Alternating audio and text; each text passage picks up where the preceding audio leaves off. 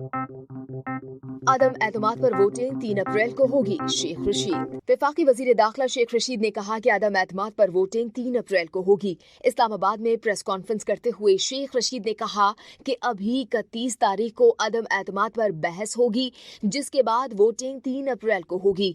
तहरीके अदम एतमाद का फैसला आखिरी घंटे तक जाएगा। उन्होंने कहा कि सियासत में जीत हार होती है, लेकिन एक बात तय है कि कौम इमरान खान के साथ है, ये जलसे ने साबित किया है। शेख रशीद का कहना था कि इत्तेहादियों के बारे में कहा था कि काफ लीग हमारे साथ आएगी। अब दुआ है कि एमक्यूएम भी हमारे साथ आए, क्योंकि एमक्यूएम का फैसला बड़ा फैसला कुन होगा, लेकिन मुज़ाकराती कमेटी में शामिल नहीं। सुप्रीम कोर्ट के फैसले का भी इंतजार है। जिन लोगों ने इमरान खान को हटाने के लिए इंटरनेशनल साजिशें और सरमायाकारी की, वो नाकाम होंगे। उन्होंने मजीद कहा कि कोशिश है कि 3 तारीख को अपोजिशन 172 बंदे पूरे ना कर सके।